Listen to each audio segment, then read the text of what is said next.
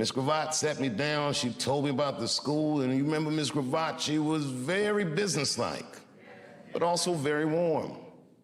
She was intimidating, but palpably kind. She was a paradox of a human being. And she gave me a date for an audition. My mother said, okay, Dave, it's on you. Now, those of you who know me know that I didn't prepare for that audition. That audition was like a possession. It was just something that I was proud to have.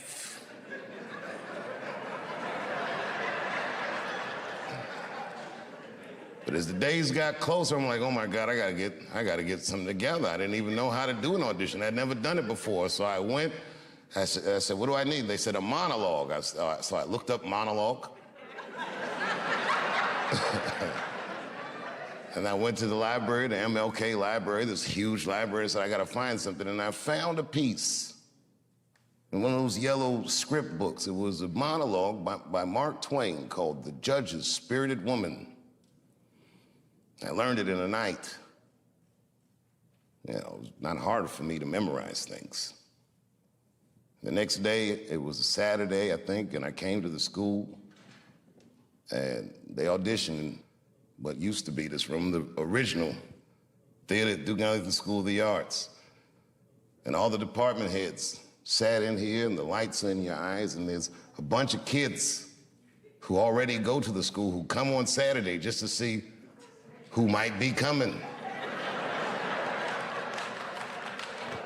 And I talked to all these kids before I went in, and these kids were nothing like the kids at Easton. They were like them, but they were different. They were weird and funny and self-deprecating and things like this. And I remember I came out on stage and I did my audition, and it was like terrible. I froze up in the beginning. I started, and then I said, wait a minute, I'm messing up. Let me start again.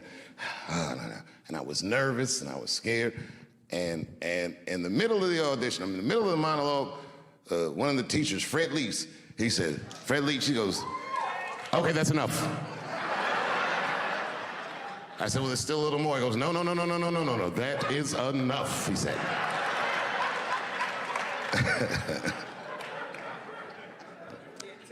And I can't tell you, like, I was crushed. Without saying his disapproval, I knew it stunk. And I was right. When I walked in here, I knew I wasn't good enough to go to this school. And I thought to myself, fuck this school, that's stupid anyway.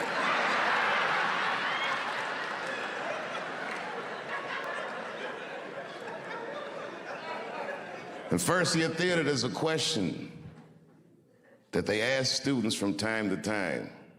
And it's a make or break question. And when you ask this question, you don't know. And the question is this. They say, why do you want to act?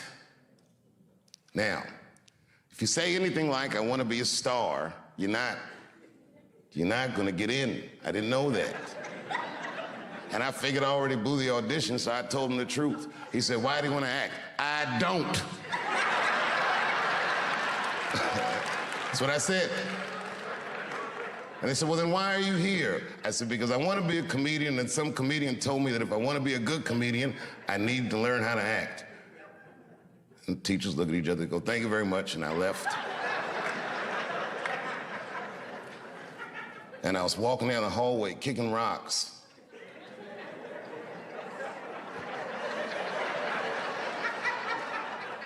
There was a kid that already went here. His name was Aiko Handy. And Aiko said, hey, man, I listened to him talking about you. I said, you did? He said, you're in. I said, what? He said, you're in. Well, it didn't make any sense. Somehow we were... Time magazine released an article about Bill Cosby. The headline said, 50 funny and filthy rich. And I read that article, and it was when I was looking at his face before all that disgrace that I looked and I said, I could do that. I told my father, and my father said, well, then just do it. That's why I wouldn't even know where to start. And he said, well, look in the phone book. It's before the internet, if you're young. We used to have a book with phone numbers in it of.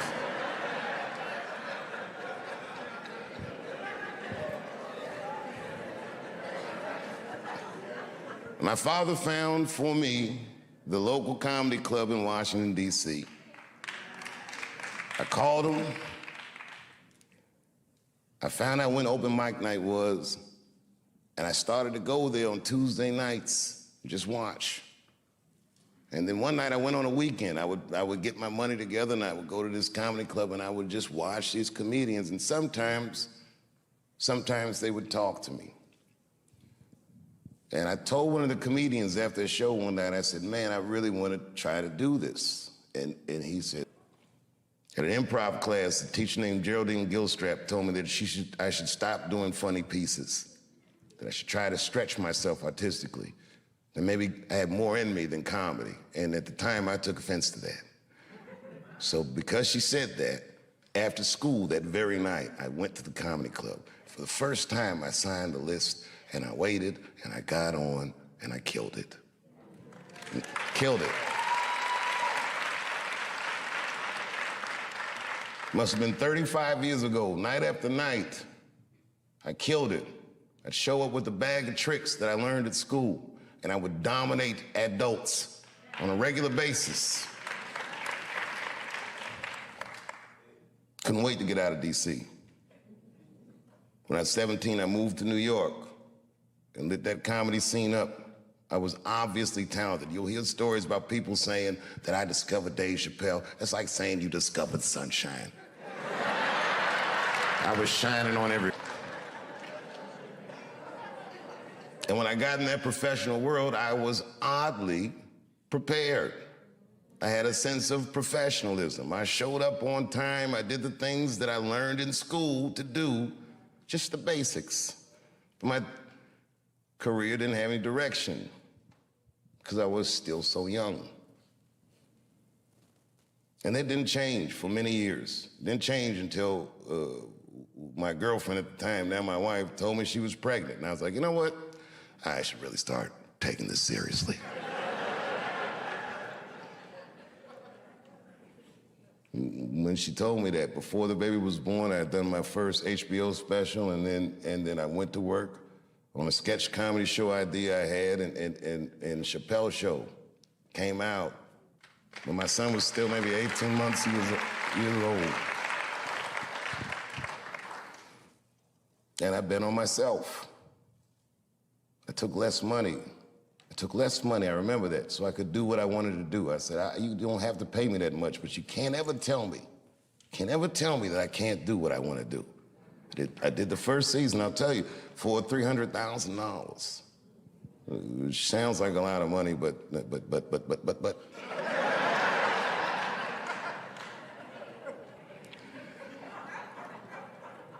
It was a rare experience in my life because it was the first time that I did something that was so successful that I knew I had exceeded their expectations. I was more successful than I felt like I was supposed to be.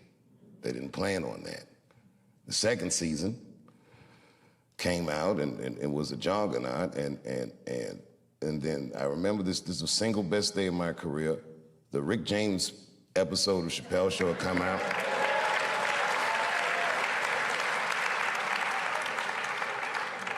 People were going crazy about the Rick James episode. At the same time, the DVD for season 1 of Chappelle Show dropped. It was the first time any television show had ever been sold off air, and it sold 1 million copies in the first day. It was unheard of. To this day, nothing has sold more than Chappelle Show.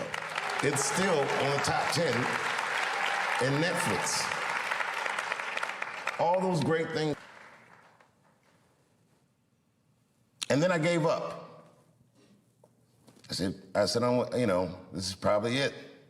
I accepted the fact that the career I thought I was gonna have was over, but I started to rediscover just my art for its own sake.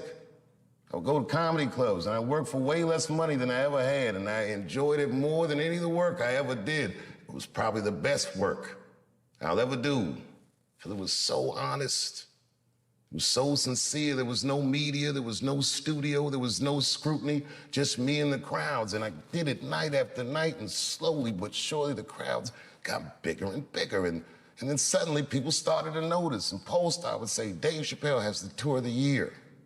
And again, and then the year after that, and then the year after that.